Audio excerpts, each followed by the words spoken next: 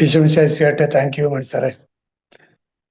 ഇവിടെ വരെ നമ്മള് അങ്ങനെ ഷൂവിന്റെ പുതിയൊരു ഒരു ഗ്രൂപ്പ് നമ്മൾ ആരംഭിച്ചിരിക്കുകയാണ്. വളരെ സന്തോഷം.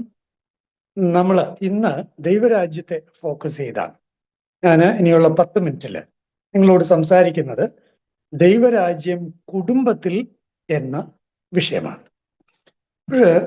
ദൈവരാജ്യം കുടുംബത്തിൽ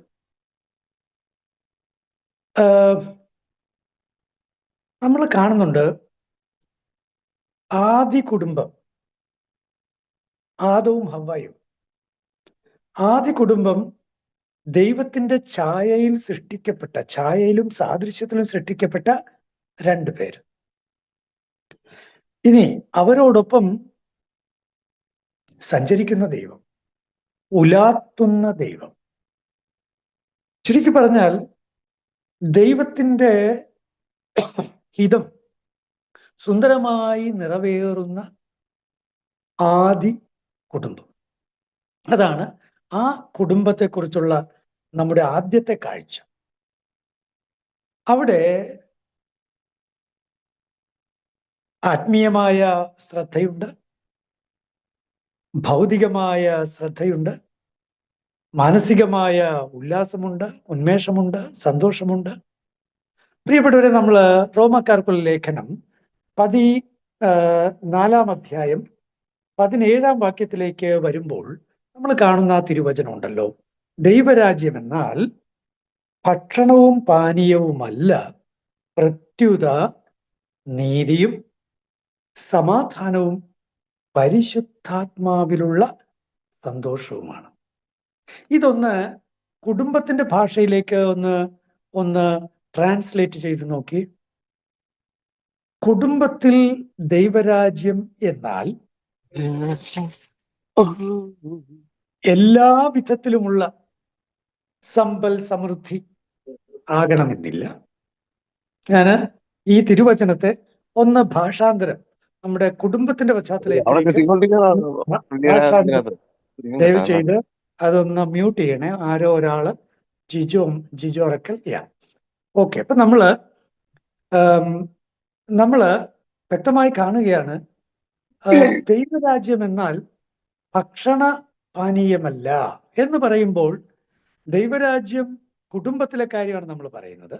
അപ്പോൾ കുടുംബത്തിലെ വലിയ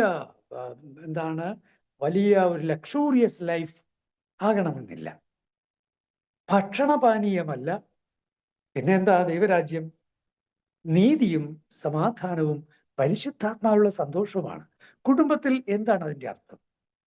നീതിയും സമാധാനവും പരിശുദ്ധാത്മാവിലുള്ള സന്തോഷവുമാണ്.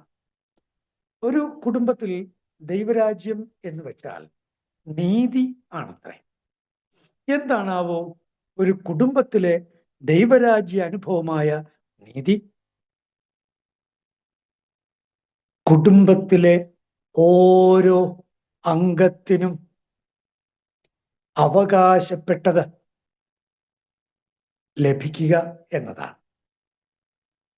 ഓരോ വ്യക്തിക്കും ശ്രേഷ്ഠതയുണ്ട്. ആ വ്യക്തിയുടെ ശ്രേഷ്ഠത അംഗീകരിക്കപ്പെടുക എന്നുള്ളതാണ്.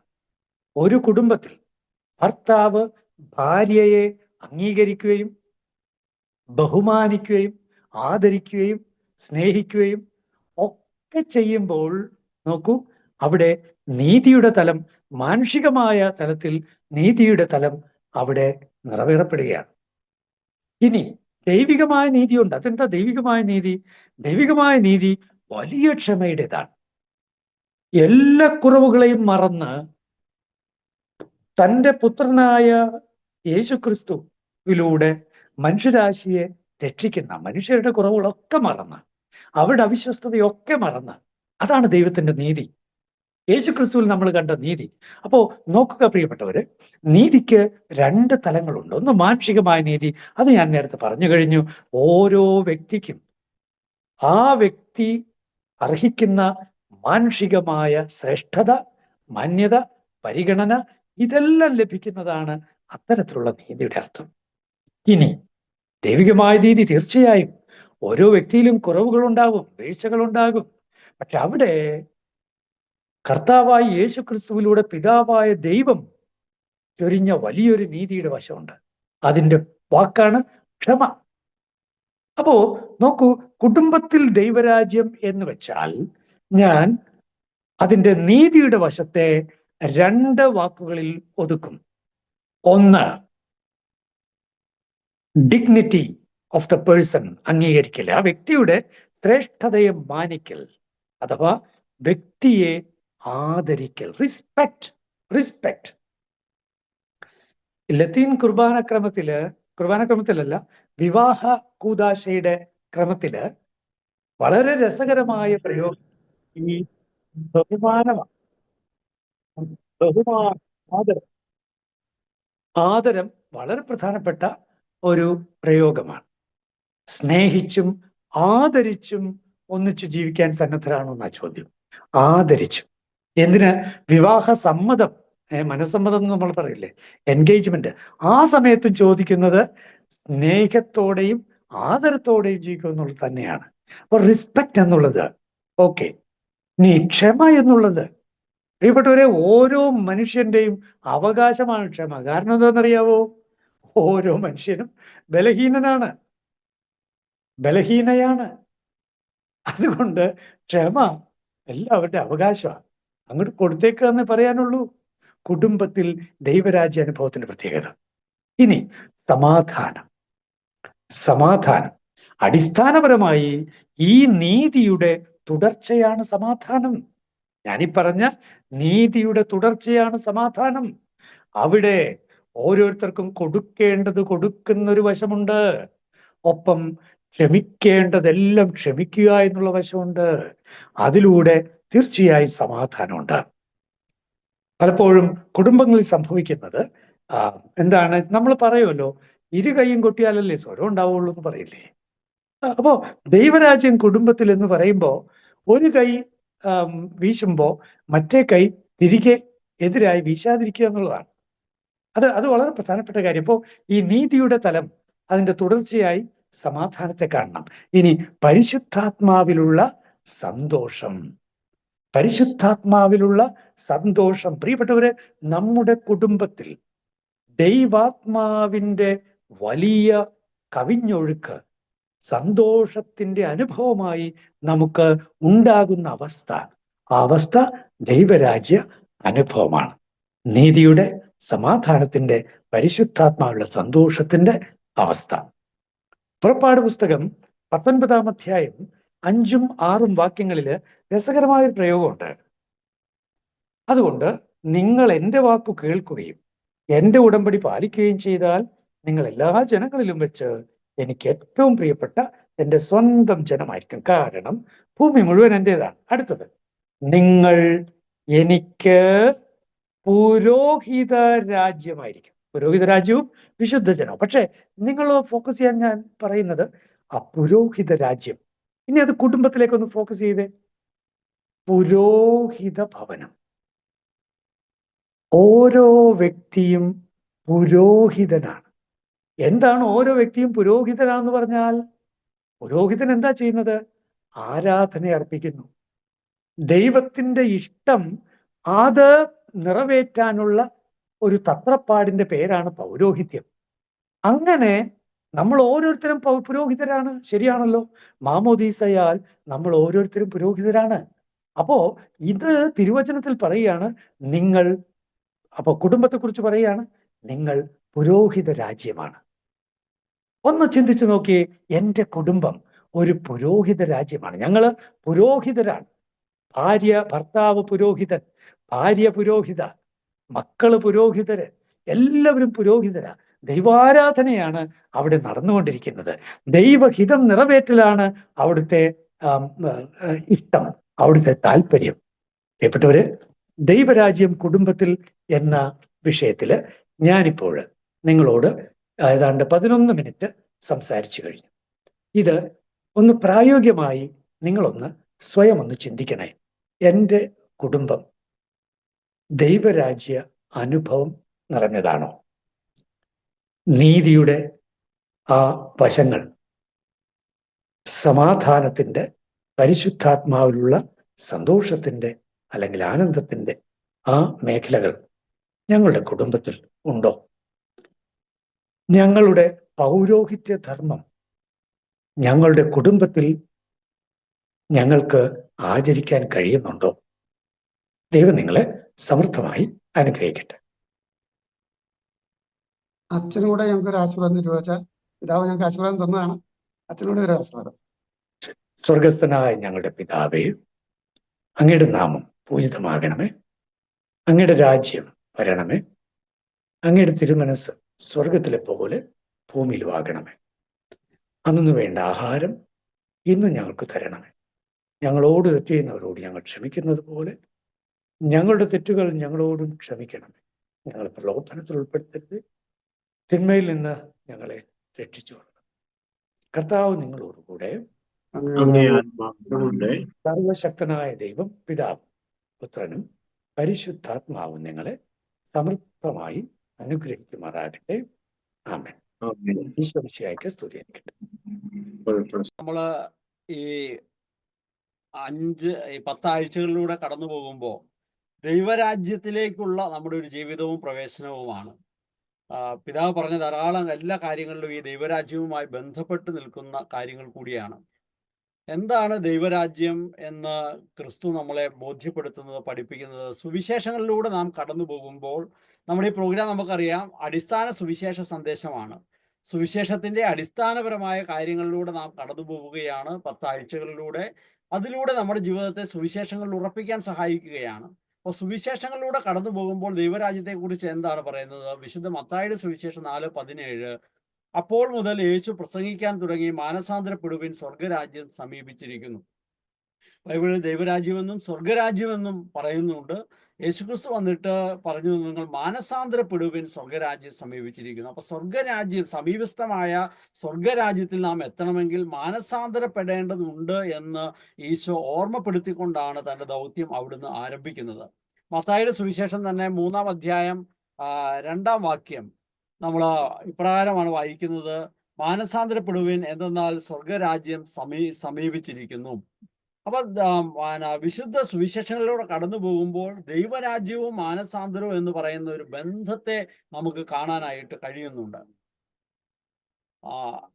മത്തായിയുടെ സുവിശേഷം തന്നെ 6-ാം അധ്യായം അതിന്റെ 33-ാമത്തെ വാക്യം: നിങ്ങൾ ആദ്യം അവിടുത്തെ രാജ്യവും അവിടുത്തെ നീതിയും അന്വേഷിക്കുക, അതോടൊപ്പം മറ്റുള്ളവയെല്ലാം നിങ്ങൾക്ക് ലഭിക്കും. അപ്പൊ ആ ദൈവത്തിന്റെ രാജ്യമാണ് ആദ്യം അന്വേഷിക്കേണ്ടത്, അവിടുത്തെ നീതിയാണ് അന്വേഷിക്കേണ്ടത്, അതോടൊപ്പം ബാക്കിയെല്ലാം നമുക്ക് ലഭിക്കുമെന്ന് മത്തായിയുടെ സുവിശേഷങ്ങളിൽ ഓർമ്മപ്പെടുത്തുകയാണ്. അപ്പൊ ഈ സുവിശേഷങ്ങളിലൂടെ കടന്നു പോകുമ്പോൾ ദൈവരാജ്യത്തിന് അതിപ്രധാനപ്പെട്ട ഒരു സ്ഥാനം, ദൈവരാജ്യമാണ് ഏറ്റവും പ്രധാനപ്പെട്ടത് എന്ന് നമ്മളെ കർത്താവ് ഓർമ്മപ്പെടുത്തുകയാണ്. വിശുദ്ധ മത്തായി ശ്ലീഹയുടെ തന്നെ സുവിശേഷം 7-ാം അധ്യായം 21-ാം വാക്യം: കർത്താവേ കർത്താവേ എന്ന് എന്നോട് വിളിച്ചപേക്ഷിക്കുന്നവനല്ല, എൻ്റെ സ്വർഗസ്ഥനായ പിതാവിൻ്റെ ഇഷ്ടം നിറവേറ്റുന്നവനാണ് സ്വർഗരാജ്യത്തിൽ പ്രവേശിക്കുക. നമ്മളെല്ലാം ഒരു തരത്തിൽ അധ്വാനിക്കുന്നത്, കഷ്ടപ്പെടുന്നത്, പ്രാർത്ഥിക്കുന്നത് ഒക്കെ നമ്മുടെ വിശുദ്ധമായ ജീവിതം മുന്നോട്ട് കൊണ്ടുപോകുന്നതൊക്കെ സ്വർഗരാജ്യത്തിൽ എത്തിച്ചേരാൻ വേണ്ടിയാണ്. അവിടെ പറയാണ്, കർത്താവേ കർത്താവേ എന്ന് വിളിക്കുന്നത് കൊണ്ടല്ല സ്വർഗരാജ്യത്തിൽ എത്തുന്നത്, മറിച്ച് സ്വർഗസ്ഥനായ പിതാവിൻ്റെ ഇഷ്ടം നിറവേറ്റുന്നവനാണ് സ്വർഗരാജ്യത്തിൽ എത്തുക. ദൈവപിതാവിൻ്റെ ഏറ്റവും മനോഹരമായ സ്വപ്ന പദ്ധതി ദൈവ മനുഷ്യ പങ്കാളിത്തത്തോടെ ഭൂമിയിൽ ദൈവരാജ്യം, സ്വർഗരാജ്യം കൊണ്ടുവരിക എന്നതായിരുന്നു. അപ്പോൾ നമ്മൾ ഈ 10 ആഴ്ചയിലൂടെ കടന്നു പോകുമ്പോൾ അതുമായി ബന്ധപ്പെട്ട ബാക്കി കാര്യങ്ങളിലേക്ക് നമ്മൾ കടന്നു പോകും.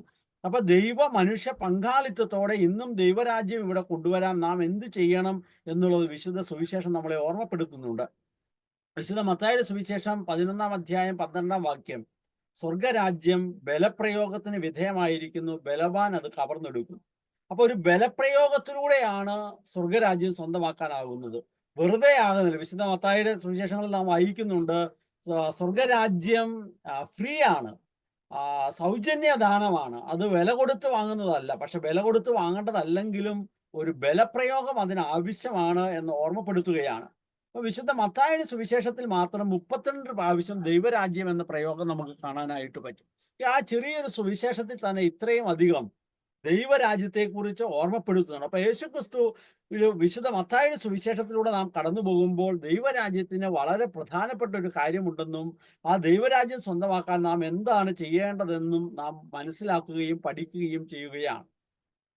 മർക്കോസിന്റെ സുവിശേഷം നമുക്കറിയാം, ആദ്യം എഴുതപ്പെട്ട സുവിശേഷമാണ് മർക്കോസിന്റെ സുവിശേഷം. 1-ാം അധ്യായം 14-15 വാക്യം. യോഹന്നാൻ ബന്ധനസ്ഥനായപ്പോൾ യേശു ദൈവത്തിന്റെ സുവിശേഷം പ്രസംഗിച്ചുകൊണ്ട് ഗലീലയിലേക്ക് വന്നു. അവൻ പറഞ്ഞു, സമയം പൂർത്തിയായി, ദൈവരാജ്യം സമീപിച്ചിരിക്കുന്നു, അനുദപിച്ച് സുവിശേഷത്തിൽ വിശ്വസിക്കുക. അപ്പൊ ദൈവരാജ്യം സമീപിച്ചിരുന്നു എന്ന് പറഞ്ഞുകൊണ്ട് തന്നെയാണ് മർക്കോസിന്റെ സുവിശേഷം ആരംഭിക്കുമ്പോൾ തന്നെ ആ ദൈവരാജ്യം സമീപിച്ചിരിക്കുന്നു, അനുദപിച്ച് സുവിശേഷത്തിൽ വിശ്വസിക്കാനാണ് ഓർമ്മപ്പെടുത്തുന്നത്. ലൂക്കായുടെ സുവിശേഷം 4:43 നാം വായിക്കുന്നു, എന്നാൽ അവൻ പറഞ്ഞു, മറ്റു പട്ടണങ്ങളിൽ ഞാൻ ദൈവരാജ്യത്തിന്റെ സുവിശേഷം പ്രസംഗിക്കേണ്ടിയിരിക്കുന്നു, അതിനുവേണ്ടിയാണ് ഞാൻ അയക്കപ്പെട്ടത്. അപ്പൊ ഒരു സ്ഥലത്ത് ഇരുന്നു കൊണ്ട് പറയാൻ വേണ്ടിയല്ല, എല്ലാ ക്രിസ്തുവിന് ചെന്നെത്താമായിരുന്ന ഇടങ്ങളിലെല്ലാം ചെന്നെത്തിക്കൊണ്ട് അവൻ ഈ ദൈവരാജ്യത്തിന്റെ സുവിശേഷം പ്രഘോഷിക്കുകയാണ്. അപ്പോൾ വിശുദ്ധ മർക്കോസിന്റെ സുവിശേഷത്തിലും വിശുദ്ധ ലൂക്കായുടെ സുവിശേഷത്തിലും ഈ ദൈവരാജ്യം അത് മറ്റുള്ളവരിലേക്ക് എത്തിക്കണമെന്നും അതിന് വളരെ പ്രധാനപ്പെട്ട ഒരു സവിശേഷതയുണ്ടെന്നും അത് നമ്മുടെ ജീവിതത്തിന്റെ ഭാഗമാക്കണമെന്നും ഒക്കെ യേശുക്രിസ്തു തന്നെ പറയുന്നത് നമ്മൾ മനസ്സിലാക്കുകയാണ്. ലൂക്കായുടെ സുവിശേഷം തന്നെ 16:16 വായിക്കുന്നു, ദൈവരാജ്യം പ്രസംഗിക്കപ്പെടുന്നു, എല്ലാവരും ബലം പ്രയോഗിച്ച് അതിൽ പ്രവേശിക്കുന്നു. അപ്പൊ ഇവിടെയും ഒരു ബലപ്രയോഗത്തിന്റെ ആവശ്യമുണ്ട്. സൗജന്യ ദാനമാണ് ദൈവരാജ്യമെങ്കിലും ഒരു ബലപ്രയോഗം ആവശ്യമുണ്ട് എന്ന് നാം മനസ്സിലാക്കുകയാണ്. ഈ 10 ആഴ്ച നാം കടന്നു പോകുമ്പോൾ വാസ്തവത്തിൽ ഈ ബലപ്രയോഗമാണ്, ഒരു ബലപ്രയോഗമാണല്ലേ. ഈ 10 ആഴ്ച, ശനിയാഴ്ചകൾ 8 മുതൽ 10 വരെ ഒന്ന് വന്നിരിക്കുക, ഇതൊന്ന് കേൾക്കുക, സുവിശേഷത്തിന്റെ അടിസ്ഥാന സന്ദേശം എന്താണ് നമ്മളോട് പറയുന്നതെന്ന് മനസ്സിലാക്കുക, ഈ അടിസ്ഥാന സന്ദേശത്തോട് ബന്ധപ്പെടുത്തി കുടുംബത്തെ എങ്ങനെയാണ് പണിതുയർത്താൻ പറ്റുന്നതെന്ന് നാം മനസ്സിലാക്കിയെടുക്കുക. അപ്പോൾ ഒരു ബലപ്രയോഗമില്ലാതെ വളരെ കുഴപ്പമില്ല, ഇന്ന് പറ്റിയ കയറാം, ഇല്ലെങ്കിൽ എന്ന് പറഞ്ഞത് കൊണ്ടായില്ല. അപ്പോൾ ഒരു ബലപ്രയോഗം ആവശ്യമാണ് ദൈവരാജ്യ പ്രവേശനത്തിൽ എന്ന് പറയുകയാണ്. ലൂക്ക 18:17 നാം വായിക്കുന്നു, സത്യമായി ഞാൻ നിങ്ങളോട് പറയുന്നു, ശിശുവിനെ പോലെ ദൈവരാജ്യം സ്വീകരിക്കാത്ത ആരും അതിൽ പ്രവേശിക്കുകയില്ല. അപ്പോൾ ഒരു ശിശു സഹജമായ ജീവിതം, ശിശു സഹജമായ മനസ്സ്, ശിശു സഹജമായ വിശ്വാസം ദൈവരാജ്യത്തിൽ പ്രവേശിക്കാൻ ആവശ്യമാണെന്ന് സുവിശേഷം ഓർമ്മപ്പെടുത്തുകയാണ്. ഈ 10 ആഴ്ചയിലൂടെ കടന്നു പോകുമ്പോൾ അത്തരത്തിലുള്ള ഒരു ശിശു സഹജമായ സവിശേഷത നമ്മൾ വളർത്തിയെടുക്കാനായിട്ട് ദൈവം നമ്മളെ സഹായിക്കുമെന്നതിന് സംശയമില്ല. 30-ലേറെ തവണ ദൈവരാജ്യം എന്ന മുഖ്യ പ്രമേയം വിശുദ്ധ ലൂക്കാ സുവിശേഷത്തിൽ നാം കാണുന്നുണ്ട്. അപ്പൊ ലൂക്കാ സുവിശേഷത്തിലും പ്രധാനപ്പെട്ട ഒരു പരാമർശം ദൈവരാജ്യത്തെ കുറിച്ചാണ് എന്നാണ് നാം മനസ്സിലാക്കുക. യോഹന്നാന്റെ സുവിശേഷത്തിൽ 3:3 നാം വായിക്കുന്നു, യേശു പറഞ്ഞു, സത്യം സത്യമായി ഞാൻ നിങ്ങളോട് പറയുന്നു, വീണ്ടും ജനിക്കുന്നില്ലെങ്കിൽ ഒരുവന് ദൈവരാജ്യം കാണാൻ കഴിയില്ല. പുതിയ സൃഷ്ടിയാവുക, വീണ്ടും ജനിക്കുക, ഒരു ശിശു സഹജമായ ജീവിതത്തിലേക്ക് വന്നു ചേരുക എന്നെല്ലാം നമ്മളെ ഓർമ്മപ്പെടുത്തുകയാണ്. നമ്മൾ ആരാകണമെങ്കിൽ, ദൈവരാജ്യം കാണാനാകണമെങ്കിൽ, ദൈവരാജ്യത്തിൽ എത്തിച്ചേരാൻ കഴിയണമെങ്കിൽ നമ്മൾ വീണ്ടും ജനിക്കണം, പുതിയ സൃഷ്ടിയാകണമെന്ന് യോഹന്നാൻ ഓർമ്മപ്പെടുത്തുകയാണ്.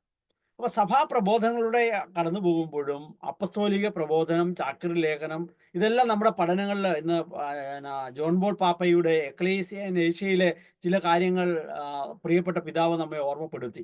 അതുപോലെ ഈ 10 ആഴ്ചകളിലൂടെ കടന്നു പോകുമ്പോൾ ഈ ദൈവരാജ്യത്തിൽ നിന്ന് നമ്മൾ വന്നു, ദൈവരാജ്യമായി നമ്മൾ ഇവിടെ എങ്ങനെയാണ് ജീവിക്കേണ്ടത്, അങ്ങനെ ജീവിച്ചാൽ മാത്രമേ ദൈവരാജ്യമായിട്ട് നമുക്ക് തിരിച്ച് എത്താനാവുകയുള്ളൂ. അപ്പൊ ദൈവരാജ്യത്തിലായിരുന്ന നാം ഇവിടെ ഒരു കുടുംബം എന്ന ദൈവരാജ്യത്തിൽ വരികയും ആ കുടുംബം എന്ന ദൈവരാജ്യത്തിലും ഈ ലോകത്തിലും നാം ദൈവരാജ്യമായി ജീവിക്കുകയും തിരിച്ച് ദൈവരാജ്യത്തിലേക്ക് എത്തുകയും ചെയ്യണമെന്ന് സുവിശേഷങ്ങൾ നമ്മളെ ഓർമ്മപ്പെടുത്തുന്നു. അപ്പസ്തോലിക പ്രബോധനം, ചാക്രിക ലേഖനം, അപ്പസ്തോലിക ആഹ്വാനം, 2-ാം വത്തിക്കാൻ കൗൺസിൽ, കത്തോലിക്ക സഭയുടെ മതബോധന ഗ്രന്ഥം, ഈ പഠനങ്ങളെല്ലാം നമ്മളെ അത് ഓർമ്മപ്പെടുത്തുകയാണ്. ഞാൻ വളരെ വേഗം, നമ്മുടെ സമയം വളരെ കൂടുതൽ ആയിട്ടുള്ളത് കൊണ്ട് ഞാൻ ഇച്ചിരി സ്പീഡിൽ പോവുകയാണ്, നിങ്ങൾക്ക് മനസ്സിലാകുമെന്ന് ഞാൻ വിചാരിക്കുന്നു. സുവിശേഷ പ്രഘോഷണം എന്ന അപ്പസ്തോലിക പോൾ 6-ാമൻ പാപ്പയുടെ അപ്പസ്തോലിക പ്രബോധനത്തിൽ നമ്മൾ എന്താണ് വായിക്കുന്നത്? ഒരു മിനിറ്റ്. ദൈവരാജ്യത്തിന്റെ സുവിശേഷം ഞാൻ പ്രസംഗിക്കേണ്ടിയിരിക്കുന്നു എന്നാണ് ക്രിസ്തു തന്നെപ്പറ്റി പറഞ്ഞിട്ടുള്ളതും ലൂക്കായുടെ സുവിശേഷത്തിൽ രേഖപ്പെടുത്തിയിട്ടുള്ളതും. ഈ സാക്ഷ്യം വളരെയേറെ പ്രാധാന്യം അർഹിക്കുന്ന ഒന്നാണ്. കാരണം അത് ക്രിസ്തുവിന്റെ ദൗത്യം പൂർണ്ണമായി പ്രകടമാക്കും. അപ്പൊ ഈ സുവിശേഷങ്ങൾ പറഞ്ഞ ദൈവരാജ്യത്തെ കുറിച്ച് തന്നെ ഈ 1975 ഇറങ്ങിയ അപ്പസ്തോലിക പ്രബോധനം, സിനഡാനന്ദ പ്രബോധനം പോളാറമ്മൻ പാപ്പയുടെ സുവിശേഷ പ്രഘോഷണം വളരെ മനോഹരമായ ആധികാരികമായ ഒരു പ്രബോധനമാണ്. അത് നിങ്ങൾക്ക് കിട്ടിയാൽ വാങ്ങണം. ഇതിന്റെ വെളിച്ചത്തിൽ കൂടിയാണ് നമ്മൾ ഈ ക്ലാസ്സുകളെല്ലാം മുന്നോട്ട് കൊണ്ടുപോകുന്നതെന്ന് കൂടി ഞാൻ ഓർമ്മപ്പെടുത്തുകയാണ്. അവിടെ ദൈവരാജ്യത്തെക്കുറിച്ച് ഓർമ്മപ്പെടുത്തുകയാണ്. അതിന്റെ തന്നെ 8ാമത്തെ ഖണ്ഡികയിൽ സുവിശേഷ പ്രഘോഷകൻ എന്ന നിലയിൽ ക്രിസ്തു ആദ്യമായി ഒരു ദൈവരാജ്യത്തെ പറ്റി പ്രഖ്യാപിക്കുന്നു. ദൈവരാജ്യത്തിന് അവിടുന്ന് അതിമഹത്തായ സ്ഥാനം നൽകുന്നു. ദൈവരാജ്യമാണ് സർവപ്രധാനം, മറ്റുള്ളവയ്ക്കെല്ലാം ആപേക്ഷിക പ്രാധാന്യമേ ഉള്ളൂ.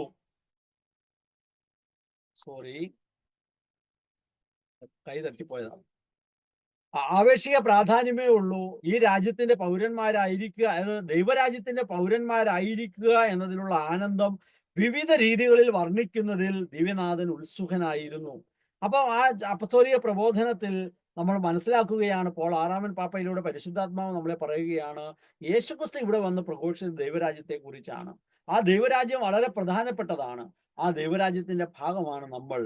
രക്ഷകന്റെ മിഷൻ എന്ന ജോൺ പോൾ പാപ്പയുടെ 8ാമൻ പാപ്പയുടെ ചാക്രിക ലേഖനം 1990 ഇറങ്ങിയത്. ദൈവിക പദ്ധതിയെ പൂർണ്ണതയിലേക്ക് നയിക്കുന്നത് നസ്രായനായ യേശുവാണ്. അവിടുന്ന് പറഞ്ഞു, സമയം പൂർത്തിയായിരിക്കുന്നു, ദൈവരാജ്യം സമാഗതമായിരിക്കുന്നു. അനുതപിച്ച് സുവിശേഷത്തിൽ വിശ്വസിക്കുകയും ദൈവരാജ്യത്തിന്റെ സ്ഥാപനവും പ്രഘോഷണവുമാണ് തന്റെ ദൗത്യത്തിന്റെ ലക്ഷ്യം. ഇതിനായിട്ടാണ് അത്രേ താൻ അയക്കപ്പെട്ടിരിക്കുന്നത്. അപ്പൊ ഇത്രമേൽ പ്രധാനപ്പെട്ട ഒന്നാണ് ദൈവരാജ്യം. അത് ഈ ഭൂമിയിൽ സ്ഥാപിച്ച് അതിനെ വളർത്തിയെടുക്കാനായിട്ടാണ് യേശുക്രിസ്തു വന്നത്. അത് ഇന്ന് വളർത്തുന്നത് നമ്മൾ ഓരോരുത്തരിലൂടെയുമാണ്. മാമോദിസ സ്വീകരിച്ച് സഭയിൽ അംഗമായ നാം ഓരോരുത്തരിലൂടെയുമാണ് ദൈവരാജ്യം വളരുന്നത്. ദൈവരാജ്യത്തിൽ നിന്ന് വന്ന് നാം ഇവിടെ ദൈവരാജ്യമായി ജീവിക്കുന്നതിലൂടെയാണ് അത് വളരുന്നത്. അങ്ങനെ ജീവിക്കുന്നവരാണ് തിരിച്ച് ദൈവരാജ്യത്തിൽ എത്തുന്നതെന്ന് ഈ പ്രബോധനങ്ങളെല്ലാം നമ്മളെ ഓർമ്മപ്പെടുത്തുകയാണ്. അതിന് തന്നെ 14-15 ഖണ്ഡികൾ ചാക്രി ലേഖനത്തിൽ ജോൺ പോൾ പാപ്പയുടെ നാം വായിക്കുകയാണ്. യേശു തന്റെ രാജ്യത്തിന്റെ സ്വഭാവവും നിബന്ധനകളും തന്റെ വാക്കുകളിലൂടെയും പ്രവൃത്തികളിലൂടെയും വ്യക്തിത്വത്തിലൂടെയും ക്രമേണ വെളിപ്പെടുത്തി തരികയാണ്. ദൈവരാജ്യം സമസ്ത മാനവരാശിക്ക് വേണ്ടിയുള്ളതാണ്. സകലരും അതിലെ അംഗങ്ങളാകാൻ വിളിക്കപ്പെട്ടിരിക്കുന്നു. ഈ സത്യത്തിന് കൂടുതൽ ഊന്നൽ കൊടുക്കുവാനാണ് സമൂഹത്തിലെ അധസ്ഥിതരോട് യേശു കൂടുതൽ അടുത്ത് പെരുമാറിയത്. സുവിശേഷം അവരെ അറിയിക്കുന്നതിൽ അവിടുന്ന് കൂടുതൽ താല്പര്യം കാണിച്ചു. നമ്മുടെ ഒരു പില്ലറായിട്ട് നമ്മൾ പറഞ്ഞു, പാവപ്പെട്ടവരോട്, വേദനിക്കുന്നവരോട് പക്ഷം ചേരുന്ന ഒന്ന്. യേശുക്രിസ്തു ചെയ്തത് എന്തിനാണ്? ദൈവരാജ്യം എല്ലാവരുടേതുമാണ്. നമ്മുടെ ചുറ്റും ജീവിക്കുന്ന സകല മനുഷ്യരുടേതുമാണ് ദൈവരാജ്യം. അപ്പൊ ഈ ദൈവരാജ്യത്തെക്കുറിച്ച് അറിയാൻ പാടില്ലാത്ത എല്ലാവരിലേക്കും എത്തിക്കാനായിട്ട് നമുക്ക് ഉത്തരവാദിത്വമുണ്ടെന്നാണ് ഇവിടെ നാം മനസ്സിലാക്കുക. മനുഷ്യബന്ധങ്ങളെ പുതിയ രൂപഭാഗങ്ങളിൽ ക്രമപ്പെടുത്തുകയാണ് ദൈവരാജ്യത്തിന്റെ ലക്ഷ്യം. മറന്നുപോകരുത്. ഈ സെന്റൻസ് നമ്മുടെ ഉള്ളിലൊന്ന് ഉറപ്പിച്ചു വെക്കണം. മനുഷ്യബന്ധങ്ങളെ പുതിയ രൂപഭാവങ്ങളിൽ ക്രമപ്പെടുത്തുകയാണ് ദൈവരാജ്യത്തിന്റെ ലക്ഷ്യം. ഈ ഒരു 10 ആഴ്ച നാം കടന്നു പോകുമ്പോൾ വാസ്തവത്തിൽ നമ്മുടെ ബന്ധങ്ങൾക്ക് പുതിയ രൂപഭാവം ഉണ്ടാകും. മനുഷ്യർ തമ്മിൽ സ്നേഹിക്കാനും ക്ഷമിക്കാനും ശുശ്രൂഷിക്കാനും സന്നദ്ധരാകുന്നതനുസരിച്ച് ദൈവരാജ്യം ക്രമേണ വളർച്ച പ്രാപിക്കുന്നു. ദൈവരാജ്യത്തിന്റെ ലക്ഷ്യവും സ്വഭാവവും സമസ്ത മാനവരാശിയുടെയും സമ്പൂർണമായ ഐക്യമാണ്. മനുഷ്യരും തമ്മിലും മനുഷ്യരും ദൈവവും തമ്മിലുള്ള സമ്പൂർണ്ണ കൂട്ടായ്മയാണ് ഈ ദൈവരാജ്യം. അത്തരത്തിൽ ദൈവരാജ്യമായി വളരാൻ, ദൈവരാജ്യത്തിലേക്ക് ഉണരാൻ, ദൈവരാജ്യത്തിന്റെ ഭാഗമാകാൻ, ദൈവരാജ്യമായി തന്നെ നാം മാറാൻ നമ്മുടെ ഈ കൂട്ടായ്മ, നമ്മുടെ ഈ ഒരുമിച്ച് വരവ്, നമ്മുടെ ഈ പ്രാർത്ഥന, നമ്മുടെ ഈ പഠനങ്ങളെല്ലാം നമ്മളെ സഹായിക്കുമെന്നതിൽ സംശയമില്ല. സുവിശേഷത്തിന്റെ സന്തോഷം എന്ന ഫ്രാൻസിസ് പാപ്പയുടെ അപ്പസ്തോലിക ലേഖനത്തിൽ നമ്മൾ വായിക്കുകയാണ് 150-ൽ. സുവിശേഷം ദൈവരാജ്യത്തെക്കുറിച്ചുള്ളതാണ്. നമ്മുടെ ലോകത്തിൽ ഭരണം നടത്തുന്ന സ്നേഹപൂർണനായ ദൈവത്തെക്കുറിച്ചുള്ളതാണ്. അവിടുന്ന് നമ്മുടെ ഉള്ളിൽ ഭരണം നടത്തുന്നതനുസരിച്ച് സമൂഹ ജീവിതം സാർവത്രിക സാഹോദര്യത്തിനും നീതിക്കും സമാധാനത്തിനും മഹത്വമുള്ള ഒരു പശ്ചാത്തലമാകും. അങ്ങനെ ക്രൈസ്തവ പ്രഭാഷണവും ക്രൈസ്തവ ജീവിതവും സമൂഹത്തെ സ്വാധീനിക്കാൻ ഉദ്ദേശിച്ചുള്ളവയാണ്. അപ്പൊ ഈ ദൈവരാജ്യമായി ലോകത്തെ മാറ്റാൻ, ദൈവരാജ്യമായി രൂപപ്പെടുത്താൻ നമ്മൾ ഈ കോഴ്സിലൂടെ കടന്നു പോകുന്നതിലൂടെ നമ്മളെ സഹായിക്കുമെന്നത് 100% ഉറപ്പാണ്. നാം ദൈവരാജ്യം അന്വേഷിക്കുകയാണ്. നിങ്ങൾ ആദ്യം അവിടുത്തെ രാജ്യവും അവിടുത്തെ നീതിയും അന്വേഷിക്കുക. അതോടൊപ്പം മറ്റുള്ളവയെല്ലാം നിങ്ങൾക്ക് ലഭിക്കും. യേശുവിന്റെ ദൗത്യം അവിടുത്തെ പിതാവിന്റെ രാജ്യം ഉദ്ഘാടനം ചെയ്യുകയാണ്. സ്വർഗരാജ്യം സമീപസ്ഥമാണ് എന്ന സദ്വാർത്ത പ്രഘോഷിക്കാൻ അവിടുന്ന് തന്റെ ശിഷ്യന്മാരോട് കൽപ്പിക്കുന്നു. 2ാം വത്തിക്കാൻ കൗൺസിൽ അതിന്റെ തിരുസഭയെക്കുറിച്ചുള്ള ഡോഗ്മാറ്റിക് കോൺസ്റ്റിറ്റ്യൂഷണൽ LG 5 പരിശുദ്ധ സഭയുടെ രഹസ്യാത്മകത അവളുടെ സംസ്ഥാപനത്തിൽ തന്നെ പ്രകടിതമായി. സമയം പൂർത്തിയായി, ദൈവരാജ്യം സമീപിച്ചിരിക്കുന്നു എന്ന വാക്കുകളാൽ തിരുലിഖിതങ്ങളിൽ യുഗങ്ങളായി വാഗ്ദാനം ചെയ്യപ്പെട്ടിരുന്ന ദൈവരാജ്യത്തിന്റെ ആഗമനത്തിന്റെ മംഗലവാർത്ത വിളംബരം ചെയ്തുകൊണ്ടാണ് കർത്താവായ ഈശോ തൻ്റെ സഭയ്ക്ക് ആരംഭമിട്ടത്. അപ്പൊ സഭയുടെ പഠനം, പ്രബോധനങ്ങളെല്ലാം ഈ ദൈവരാജ്യത്തിന്റെ പ്രാധാന്യത്തെക്കുറിച്ച് നമ്മെ ഓർമ്മപ്പെടുത്തുകയും പഠിപ്പിക്കുകയും ചെയ്യുകയാണ്. കത്തോലിക്ക സഭയുടെ മതബോധന ഗ്രന്ഥം 541 മുതൽ 553 വരെ നിങ്ങളുടെ കയ്യിലുണ്ടെങ്കിൽ നിങ്ങൾ വായിച്ചു നോക്കണം ദിവസങ്ങളിലൂടെ. ദൈവരാജ്യവുമായി ബന്ധപ്പെട്ടാണ് പറയുന്നത്. യോഹന്നാൻ ബന്ധനസ്ഥനായപ്പോൾ യേശു ദൈവത്തിന്റെ സുവിശേഷം പ്രസംഗിച്ചുകൊണ്ട് ഗലീലയിലേക്ക് വന്നു. അവിടുന്ന് പറഞ്ഞു, സമയം പൂർത്തിയായി, ദൈവരാജ്യം സമീപിച്ചിരിക്കുന്നു. അനുദപിച്ച് സുവിശേഷത്തിൽ വിശ്വസിക്കുവാൻ പിതാവിന്റെ ഇഷ്ടം നിർവഹിക്കുന്നതിന് ക്രിസ്തു ഭൂമിയിൽ സ്വർഗരാജ്യം ഉദ്ഘാടനം ചെയ്തു. അപ്പൊ ഇത് ഞാൻ ബാക്കി ഓടിച്ചു പോവുകയാണ്, 39 സമയം നമ്മുടെ അതിക്രമിച്ചതുകൊണ്ട്. അപ്പൊ ദൈവരാജ്യത്തെക്കുറിച്ചാണ് ഈ പഠനങ്ങളും പ്രബോധനങ്ങളും എല്ലാം നമ്മെ ഓർമ്മപ്പെടുത്തുകയും നമ്മോട് സംസാരിക്കുകയും ചെയ്യുന്നത്. പ്രിയപ്പെട്ടവരെ, ഈ 10 ആഴ്ചയും നാം കടന്നു പോകുമ്പോൾ വാസ്തവത്തിൽ അത് നമ്മുടെ ജീവിതത്തിന് വലിയ അനുഗ്രഹമാണ്. ഈ ഓരോ പ്രാവശ്യവും ഞങ്ങളുടെ ടീമംഗങ്ങളെല്ലാം ഏറെക്കുറെ വളരെയേറെ പ്രാവശ്യം, ഒരു 10-200 പ്രാവശ്യമെങ്കിലും ഞാൻ ഈ കോഴ്സിലൂടെ ഇങ്ങനെ പറയുകയും എടുക്കുകയും ചെയ്യുകയും ചെയ്ത് കടന്നു പോയിട്ടുണ്ട്. ഓരോ പ്രാവശ്യവും ഈ ദൈവരാജ്യം നമ്മുടെ ഉള്ളിൽ വരികയാണ്. നമുക്കറിയാം, മുനമ്പം പ്രശ്നം നമ്മുടെ മനസ്സിലുണ്ടാകും. അവിടെ ഇത്രയും സമാധാനപൂർണമായി ജനത്തിന്റെ നീതിക്കായി വളരെ ധീരമായ നിലപാടെടുക്കുന്ന ദൈവരാജ്യത്തിന്റെ ഒരു വളരെ പ്രധാനപ്പെട്ട സവിശേഷതയുടെ ഭാഗമാണ്. അക്രമങ്ങളും അനീതികളും ഇല്ലാതെ അതിലേക്ക് നാം മുന്നേറുന്നത്. അതുകൊണ്ട് പ്രിയപ്പെട്ടവരെ, 10 ആഴ്ച, ഒരാഴ്ച പോലും മുടങ്ങാതെ നമ്മൾ ഇതിൽ വരണം. ഇതിന് കാരണം ഇത് ഒന്നൊന്നിനോട് ചേർന്ന് ബന്ധപ്പെട്ടാണ് ഈ ക്ലാസ്സുകളെല്ലാം പോകുന്നത്. ഇത് തമ്മിലുള്ള കണക്ഷൻ മനസ്സിലാകണമെങ്കിൽ എല്ലാ ആഴ്ചയും അതിൽ വരിക എന്നുള്ളത് പ്രധാനപ്പെട്ടതാണ്. അതുകൊണ്ട് നമ്മുടെ സബ് ഗ്രൂപ്പ് മീറ്റിംഗ് ഉണ്ട്. ഇത് നമ്മൾ കേൾക്കുന്ന ഓരോ സെഷനിലും നമ്മൾ അവിടെ ഒന്ന് വിചിന്തനം നടത്തുകയും പരസ്പരം പങ്കുവെക്കുകയും കൂടുതൽ അതിനെക്കുറിച്ച് നമ്മൾ മനസ്സിലാക്കുകയും ചെയ്യുകയാണ്. അപ്പൊ എല്ലാ ആഴ്ചയും ഉള്ള നമ്മുടെ വചന വിചിന്തനമുണ്ട്. എല്ലാ ദിവസവും ഉള്ള വചന വിചിന്തനം. ഇപ്പം ഈ ആഴ്ച മുതൽ അടുത്ത ശനിയാഴ്ച വരെ ദൈവരാജ്യത്തെക്കുറിച്ചുള്ള വചനമാണ് ഓരോ ദിവസവും തരുന്നത്. ആ വചനം വിചിന്തനം നടത്തുന്നത്, അത് വായിക്കുന്നത്, അതിനെക്കുറിച്ചുള്ള നമ്മുടെ ബോധ്യം ഗ്രൂപ്പിൽ പങ്കുവെക്കുന്നത് നമ്മുടെ കൂട്ടായ്മയുടെ വളർച്ചയ്ക്ക്, നമ്മുടെ വ്യക്തിപരമായ വളർച്ചയ്ക്ക് വളരെ പ്രധാനപ്പെട്ടതാണ്. അപ്പോൾ ദൈവരാജ്യം, നമ്മെ സ്നേഹിക്കുന്ന പിതാവ്, ആ സ്നേഹിക്കുന്ന പിതാവ് സ്നേഹം അനുഭവിച്ച് പങ്കുവെക്കണമെന്ന് നമ്മോട് പറയുന്നു. അതിന് കഴിയാത്തത് നമ്മുടെ പാപാവസ്ഥ മൂലമാണ്. എന്നാൽ യേശുക്രിസ്തു വന്ന് നമ്മളെ രക്ഷിച്ചു കഴിഞ്ഞു. ഈ രക്ഷ സ്വന്തമാക്കാൻ കർത്താവ് ഈശോ മിശിഹായിൽ വിശ്വസിച്ച് മാനസാന്തരപ്പെടണം. അപ്പോൾ അവിടുത്തെ വാഗ്ദാനമായ പരിശുദ്ധാത്മാവിനെ അവിടുന്ന് നമുക്ക് തരും. ഈ ആത്മാവ് നമ്മെ ദൈവസ്നേഹം അനുഭവിച്ചറിഞ്ഞ കൂട്ടായ്മയിൽ എത്തിക്കുന്നു. ഈ കൂട്ടായ്മ നമ്മെ സുവിശേഷം പ്രഘോഷിക്കാനും ജീവിക്കാനും സഹായിക്കുന്നു. ഇതെല്ലാം കുടുംബവുമായി ബന്ധപ്പെടുത്തി ഇത്രയും കാര്യങ്ങളാണ് നമ്മൾ ഈ ദിവസങ്ങളിലൂടെ നമ്മൾ കാണുകയും പഠിക്കുകയും ചെയ്യുന്നത്. ഏത് സാഹചര്യവും ഏത് പ്രക്ഷുബ്ധമായ അവസ്ഥ വന്നിട്ടുണ്ടെങ്കിലും പ്രത്യാശയിൽ നമുക്ക് നിലനിൽക്കാനാകും എന്നാണ് ബെനഡിക്ട് 16 പാപ്പ നമ്മോട് വിവരിക്കുന്നത്. അതേപോലെ തന്നെ മറ്റു 2 ഏഷ്യക്കാരെ പറ്റിയും വളരെ ഹൃദയസ്പർശിയായ ഒരു വിവരണം ബെനഡിക്ട് 16 പാപ്പ നൽകുന്നുണ്ട്. ഒന്ന്, ഫ്രാൻസിസ് സേവിയർ വാൻ തുവൻ എന്ന് പറയുന്ന വിയറ്റ്നാമിലെ ഒരു ബിഷപ്പിനെ പറ്റിയാണ്. അദ്ദേഹം 13 നീണ്ട വർഷങ്ങൾ ജയിലിലെ കമ്മ്യൂണിസ്റ്റ് ഭരണകാലത്ത് കഴിയേണ്ടി വന്നു. അതിൽ 9 വർഷം സോളിറ്ററി കൺഫൈൻമെന്റ്, അതായത് ഇരുണ്ട ജയിലിലായിരുന്നു കഴിഞ്ഞിരുന്നത്. ആ സാഹചര്യത്തിലും അദ്ദേഹം ഒരു കുറിപ്പ് കൊടുത്തയച്ചു. സമയമായ പറഞ്ഞോ, ഏതാനും കുറച്ച് സമയം എടുത്തോ, ഒരു 4 മിനിറ്റ് എടുക്കാം. ഈ ഒരു സാഹചര്യത്തിലും ഈ ഫ്രാൻസിസ് സേവിയർ എന്ന് പറഞ്ഞ ബിഷപ്പ് ഒരു കുറിപ്പ് തൻ്റെ ബിഷപ്സ് ഹൗസിലെ അച്ഛന്മാർക്ക് കൊടുത്തയച്ചത് ഇങ്ങനെയാണ്: എനിക്ക് ഭയങ്കര വയറുവേദന, എനിക്കൊരിത്തിരി വീഞ്ഞ് ഒരു കുപ്പിയിൽ കൊടുത്തയക്കണം എന്ന് പറഞ്ഞു. ആ കുറിപ്പ് കിട്ടിയപ്പോൾ തന്നെ അവർക്ക് മനസ്സിലായി വയറുവേദന കൊണ്ടല്ല, മിക്കവാറും വിശുദ്ധ കുർബാന അർപ്പിക്കാൻ വേണ്ടിയായിരിക്കുന്നു. അവരെന്ത് ചെയ്തു, ചെറിയൊരു കുപ്പിയിൽ വീഞ്ഞൊഴിച്ചു. അതിൻ്റെ അടിഭാഗത്ത് ഏതാനും ഓസ്തി ഇങ്ങനെ വെച്ചിട്ടും സെലോ ടേപ്പ് കൊണ്ട് ഒട്ടിച്ച് കവർ ചെയ്തിട്ട് കൊടുത്തയച്ചു. എന്തോ ദൈവാനുഗ്രഹം, ജയിലർ അത് തുറന്ന് പരിശോധിക്കാതെ നേരെ ഈ ഒരു നല്ല മനുഷ്യൻ, പാവം പുരോഹിതൻ അത് അങ്ങനെ എത്തിച്ചു. അദ്ദേഹത്തിന് വലിയ സന്തോഷമായി. അങ്ങനെ അദ്ദേഹം ഈ വീഞ്ഞുപ്പിയിൽ നിന്ന് ഏതാനും തുള്ളി തൻ്റെ കൈ വെള്ളയിൽ ഇങ്ങനെ ഒഴിക്കും. കാരണം കാസയോ പീലാസയോ പ്രാർത്ഥന പുസ്തകമോ ബലിയർപ്പിക്കാനുള്ള സൗകര്യമോ അനുവാദമോ ഒന്നുമില്ലാത്ത സാഹചര്യം. പിന്നെ ചെറിയൊരു ഓസ്തിയുടെ കഷ്ണം ഒടിച്ച് അതും ഈ കൈവെള്ളയിൽ വയ്ക്കും. എന്നിട്ട് അദ്ദേഹം മണിക്കൂറുകൾ നീണ്ട ഓർമ്മയിൽ നിന്ന് എടുത്ത് ഇങ്ങനെ പ്രാർത്ഥിക്കുന്ന വിധത്തിൽ ബൈബിൾ വായനയും ഒക്കെ ഇങ്ങനെ ഓർത്ത് ചെല്ലും. അത് കഴിഞ്ഞ് കുർബാനയും അറിയാവുന്ന പ്രാർത്ഥനകൾ ഉൾക്കൊള്ളിച്ചുകൊണ്ട് നീണ്ട മണിക്കൂറുകളുള്ള വിശുദ്ധ ബലി അർപ്പിക്കും. അദ്ദേഹത്തിന് വിഖ്യാതമായ ഒരു പുസ്തകമുണ്ട്, വേണമെങ്കിലൊന്ന് നിങ്ങൾക്ക് വായിക്കാവുന്നതാണ്. ദ റോഡ് ടു ഹോപ്പ് എന്നാണ് എൻ്റെ പേര്. എ ഗോസ്പൽ ഫ്രം പ്രിസൺ, അതായത് പ്രത്യാശയിലേക്കുള്ള വഴി, ജയിലിൽ നിന്നുള്ള സുവിശേഷം. The road to hope, a gospel from prison.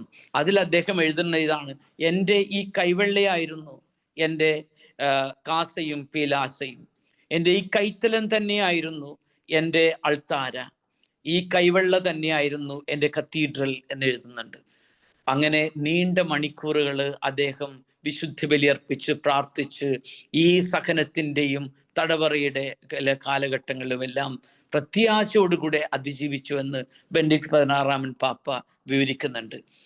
അതിനുശേഷം ജയിൽ വിമുക്തനായതിനു ശേഷം ലോകം മുഴുവനുള്ള ജനതകൾക്ക് ആ അദ്ദേഹത്തിൻ്റെ ജീവിതം യഥാർത്ഥത്തിൽ ഒരു പ്രത്യാശയുടെ സന്ദേശമായി മാറി. മൂന്നാമതായിട്ട് വളരെ ഹൃദയസ്പർശിയായിട്ടുള്ള ഒരു വിവരണം വിയറ്റ്നാമിൽ നിന്ന് തന്നെയുള്ള ഒരു അൽമായ സഹോദരൻ, രക്തസാക്ഷി പോൾ ലേ ബാവോ ടിൻ എന്നാണ് അദ്ദേഹത്തിൻ്റെ പേര്. പോൾ ലേ ബാവോ ടിൻ. അദ്ദേഹം ജയിലിൽ നിന്ന് എഴുതിയത് ഇങ്ങനെയാണ്: നിത്യനരകത്തിൻ്റെ പ്രതീകമാണ് ഈ തടവറ. എല്ലാത്തരം ക്രൂരതയുടെയും ഇരുമ്പ് ചങ്ങലകളിലെ ബന്ധനങ്ങളുടെയും തെറിവിളികളുടെയും ശാപവാക്കുകളുടെയും പകപോക്കലിൻ്റെയും പീഡാനുഭവങ്ങളുടെയും അതിക്രമണങ്ങളുടെയും അതോടൊപ്പം ഉത്കണ്ഠയുടെയും സങ്കടങ്ങളുടെയും ഇടം. എന്നാൽ എരിയുന്ന തീച്ചൂളയിൽ നിന്നും 3 യുവാക്കളെ സംരക്ഷിച്ച, നമുക്കറിയാം ആ കഥ, ഡാനിയേൽ പ്രവാചകന്റെ പുസ്തകം 3:16 മുതൽ 30 വരെയുള്ള ആ 3 യുവാക്കളെ സംരക്ഷിച്ച അതേ ദൈവം എന്നോടൊപ്പം സദാ ഈ തടവറയിലുണ്ടായിരുന്നു. അവിടുന്ന് എന്നെ കരുത്തനാക്കി. സഹനങ്ങളുടെ മധ്യേ മറ്റു പലരും നിരാശയിൽ തകർന്നപ്പോഴും ദൈവകൃപ എന്നിൽ ആനന്ദം പകർന്നു. ക്രിസ്തു എന്നോടുകൂടെ നിലകൊണ്ടു. കൊടുങ്കാറ്റിലും പ്രതികൂലങ്ങളിലും എൻ്റെ ജീവിതത്തിൻ്റെ നങ്കൂരം അവനിൽ ഞാൻ ഉറപ്പിച്ചു.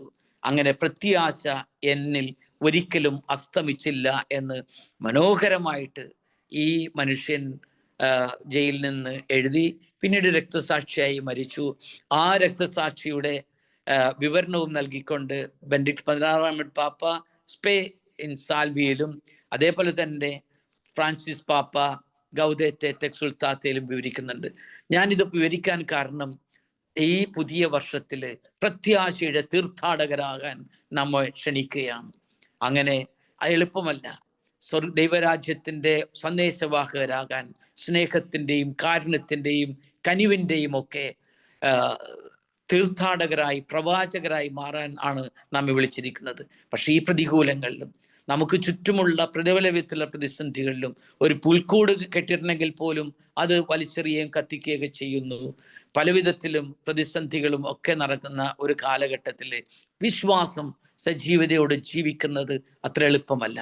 പക്ഷേ നമുക്കറിയാം, നമ്മെ ശക്തിപ്പെടുത്തുന്ന കർത്താവ് നമ്മോട് കൂടെയുണ്ട്. അതുകൊണ്ട് നമുക്ക് കരുത്തുള്ളവരാകാം. ദൈവം നമ്മെ അനുഗ്രഹിക്കട്ടെ. നിങ്ങൾക്ക് ഓരോരുത്തർക്കും കേൾക്കുന്നുണ്ടല്ലോ അല്ലേ? നിങ്ങൾക്ക് ഓരോരുത്തർക്കും ഈ പുതിയ വർഷം അങ്ങനെ പ്രത്യാശയുടെ തീർത്ഥാടകരായി നിലകൊള്ളാൻ വേണ്ട കൃപയുണ്ടാകട്ടെ. ദൈവം നമ്മെ സമൃദ്ധമായിട്ട് അനുഗ്രഹിക്കട്ടെ. നമുക്ക് ഒരു നിമിഷം പ്രാർത്ഥിക്കാം. സ്നേഹപിതാവായ ദൈവമേ, അങ്ങയുടെ വലിയ കൃപയും കാരുണ്യവും ഞങ്ങളോടൊപ്പം എന്നുമുണ്ട്. എരിയുന്ന തീച്ചൂളയിൽ സംരക്ഷിച്ച ആ 3 യുവാക്കളെ പോലെ ഞങ്ങളും എരിതീരിയിൽ വലിച്ചെറിയപ്പെടുമ്പോൾ, പ്രക്ഷുബ്ധമായ സാഹചര്യങ്ങളിൽ ആയിരിക്കുമ്പോൾ അങ്ങയുടെ വലിയ സംരക്ഷണം, പരിപാലന ഞങ്ങളോടൊപ്പമുണ്ട്. അങ്ങിൽ വിശ്വസിച്ച് ആശ്രയിച്ച് ഞങ്ങളെ മുന്നോട്ട് നയിക്കണമേ. പ്രത്യാശയുടെ തീർത്ഥാടകരായി ഞങ്ങളെ മാറ്റണമേ. അമ്മേ, മാതാവേ, പ്രത്യാശയുടെ അമ്മേ, ഞങ്ങൾക്ക് വേണ്ടി നിരന്തരം സ്വർഗസന്നിധിയിൽ മാധ്യസ്ഥം വഹിക്കണമേ. ഞങ്ങൾക്കൊരു ആശീർവാദം തരാം. കർത്താവ് നിങ്ങളോട് കൂടെ, അങ്ങേ ആത്മാവോടും കൂടെ. സർവശക്തനായ ദൈവം, പിതാവും പുത്രനും പരിശുദ്ധാത്മാവും നിങ്ങളെ അനുഗ്രഹിക്കട്ടെ. ആമേൻ. ഈശോ